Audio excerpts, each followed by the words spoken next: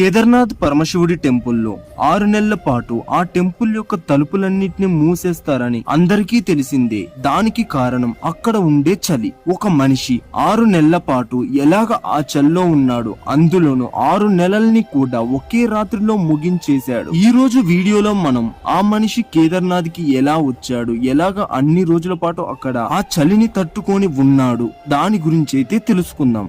కేదార్నాథ్ పరమశివుణ్ణి జాగృత మహాదేవ్ అని అంటారని అందరికీ తెలిసిందే. ఒకరోజు ఒక శివభక్తుడు తన గ్రామం నుంచి కేదార్నాథ్ మందిరం దగ్గరికి యాత్రకైతే బయలుదేరాడు. అప్పట్లో యాత్రా సాధనలు, ప్రయాణ సౌకర్యాలు లేనందున కాబట్టి అతను తన నడక ద్వారానే ప్రయాణాన్నైతే సాగించేవాడు. అలాగ దారిలో ఎవరు కనిపిస్తే వారిని కేదార్నాథ్ మందిరానికి దారి అడిగేవాడు. మనసులో శివనామ స్మరణ చేసుకుంటూ ఉండేవాడు. అలా నడుస్తూ కొన్ని నెలలైతే గడిచిపోయాయి. చివరికి ఎలాగో అలాగా అతను కేదార్నాథ్ కి అయితే చేరాడు. మనందరికీ తెలిసినట్లుగానే కేదార్నాథ్ ఆలయ తలుపులు 6 నెలల పాటే తెరిచి ఉంచుతారు, మిగిలిన 6 నెలల పాటు మూసి ఉంచుతారు. కానీ అతను మందిర ద్వారాలు మూసే సమయానికి అక్కడికి చేరుకున్నాడు.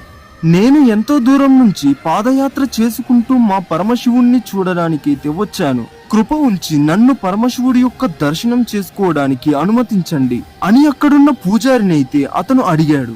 కానీ అక్కడ నియమాలేంటంటే ఒక్కసారి తలుపుని మూస్తే ఇక మూసేసినట్టే, దాన్ని ఇంకా తెరిచే ప్రసక్తే లేదు. 6 నెలల తర్వాతనే ఆ గుడి తలుపులనైతే మళ్ళీ తెరుస్తారని చెప్పాడు. అప్పుడు ఆ పిల్లాడు ఎంతో బాధపడ్డాడు. మాటి మాటికి శివుణ్ణి అయితే స్మరించాడు. ప్రభు, ఒక్కసారి నీ దర్శనం ఇవ్వవా అని ఎంతో బాధతో శివుణ్ణైతే మనసులో స్మరించుకున్నాడు. అలాగనే అక్కడ ఉన్న ప్రజలందరినీ కూడా ఒక్కసారి దర్శనాన్ని చేసుకోనివ్వండి అని ఎంతో ప్రాధేయపడ్డాడు. గుడిలోని పూజారి ఇలా అన్నాడు, ఇక ఇక్కడికి 6 నెలల తర్వాతనే రావాలి. 6 నెలల తర్వాతనే ఇక్కడ తలుపుల్ని మళ్ళీ తెరుస్తాం. ఈ 6 నెలలు ఇక్కడ భయంకరమైన మంచు కురుస్తుంది అని చెప్పి అక్కడి నుంచి వెళ్లిపోయాడు పూజారి. కానీ ఆ మనిషి అక్కడే కూర్చొని ఏడుస్తూ ఉన్నాడు. అలా ఏడుస్తూ రాత్రి అయిపోయింది. నలుదిక్కులా చీకటి కమ్ముకొని పోయింది. కానీ అతడికి నమ్మకం తన శివుడి మీద, అతను ఖచ్చితంగా తనపై కృప చూపుతాడని.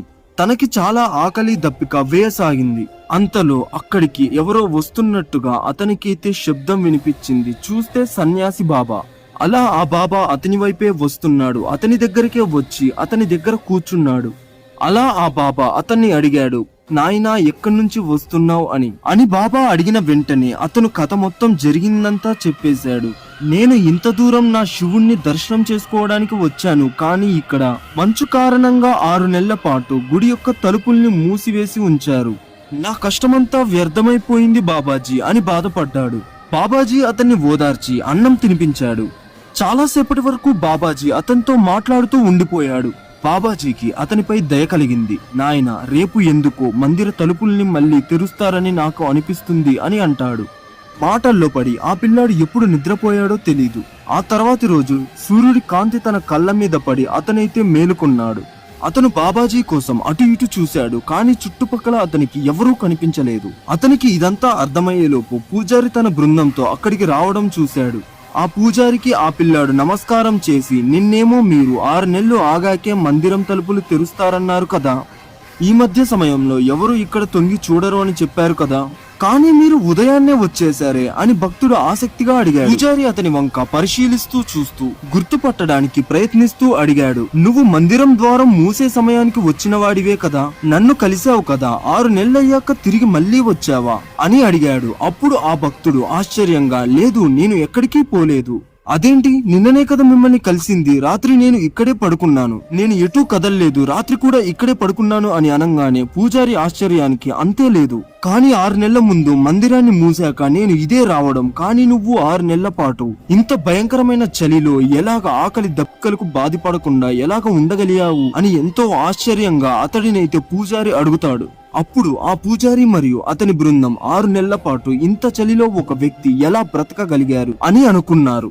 అప్పుడు ఆ భక్తుడు తన దగ్గరికి ఒక ఋషి రావడం, అతనితో తినడం, మాట్లాడడం, పడుకోవడం జరిగాయని మొత్తం చెప్పాడు. అలాగ జరిగిందంతా కూడా వివరించాడు. ఆ సన్యాసి పొడుగ్గా పెద్ద గడ్డం, చేతిలో శూలం, మరో చేతిలో డమరుకం పట్టుకొని మృగ చర్మం కట్టుకొని ఉన్నాడని చెప్పేసరికి అక్కడున్న పూజారికి మరియు అతని బృందానికి రోమాలు నిక్కపరుచుకొని పోయాయి. అది విన్న పూజారి వెంటనే అతని చరణాల మీదైతే పడి మొక్కాడు.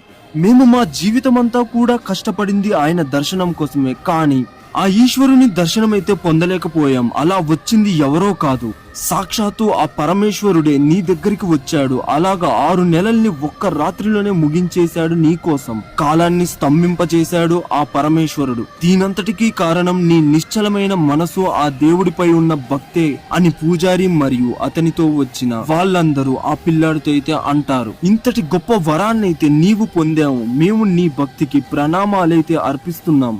సాక్షాత్తు ఆ పరమశివుడి దర్శనం చేసుకున్నందుకు నీ జన్మ ధన్యమైపోయింది అని ఎంతో ఆనందంగా ఆ పూజారి మరియు కౌన్సిల్ మెంబర్స్ అందరూ కూడా ఆ పిల్లాడితో అన్నారు. ఇలాగ ఒక మనిషి 6 నెలల పాటు కేదార్నాథ్ టెంపుల్లో ఒకే రాత్రిలో 6 నెలల్ని గడిపేసి సాక్షాత్తు పరమశివుడి దర్శనాన్నే చేసేసుకున్నాడు. వీడియో నచ్చితే లైక్, షేర్, సబ్స్క్రైబ్ చేసుకోవడం అయితే అస్సలు మర్చిపోకండి. ఫర్దర్ గా వచ్చే వీడియోస్ చాలా బాగుంటాయి అండ్ ఇంకా ఇంట్రెస్టింగ్ గా ఉంటాయి. అండ్ ఇంకో ఇంట్రెస్టింగ్ టాపిక్ తో మళ్ళీ కలుద్దాం.